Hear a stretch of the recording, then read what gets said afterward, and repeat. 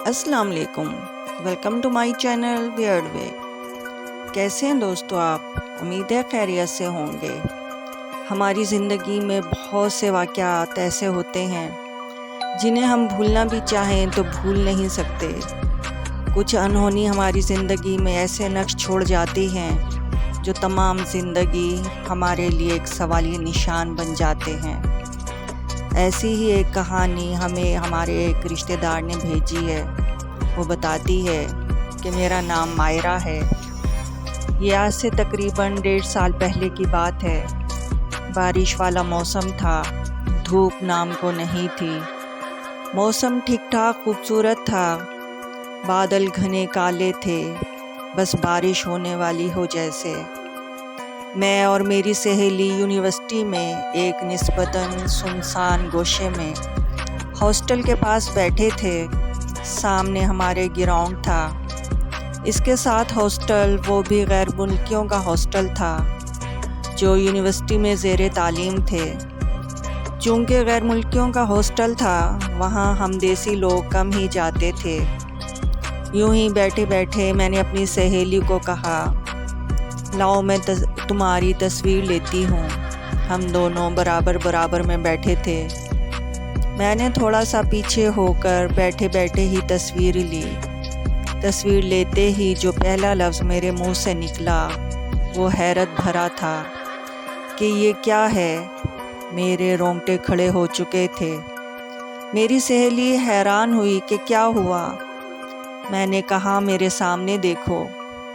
मेरे सामने के मंज़र की जानिब पुश्त थी इसकी। इसने मुड़कर देखा तो कोई 8-10 लड़कियां बातें करती हमारी जानिब आ रही थी। इसी सड़क पर जिसके किनारे हम बैठे हुए थे।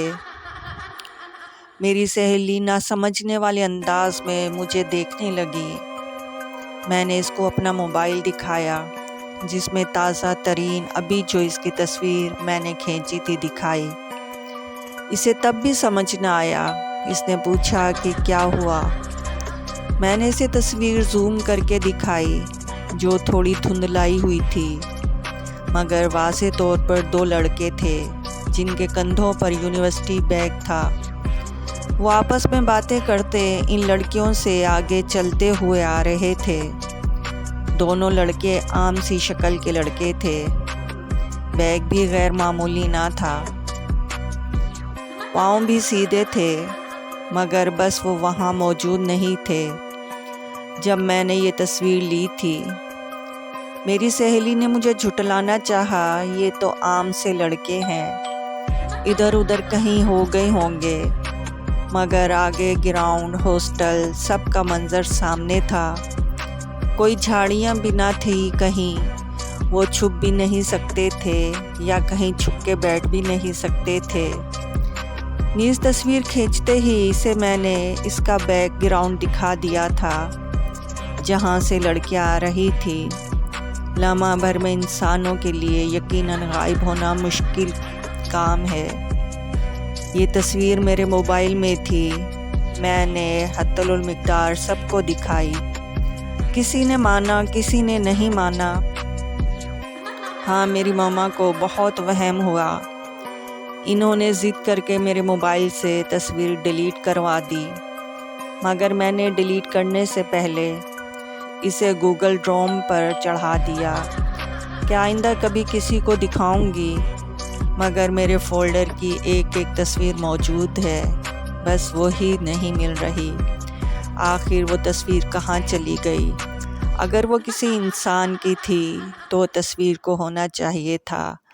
यकीनन वो किसी गैर मरे मखलूक की थी, तभी वो मेरे उससे मोबाइल से भी गायब हो गई। तक ये बात समझने से कासिर हूँ कि आखिर वो कौन था।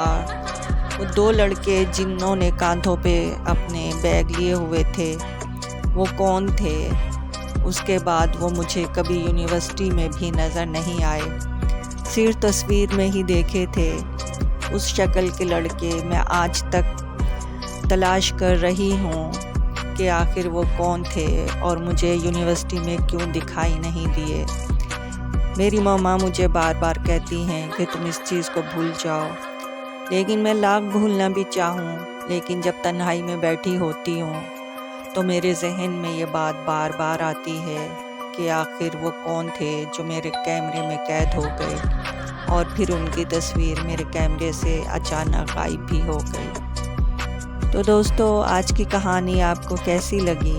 اگر میری کہانی پسند آئی ہے تو میرے چینل کو سبسکرائب کریں اور بیل آئیکن کو پریس کریں، اور واٹس ایپ پر بھی میرا چینل ہے اور ڈسکرپشن میں اس کا لنک ہے، آپ میرے اس چینل کو بھی فالو کریں۔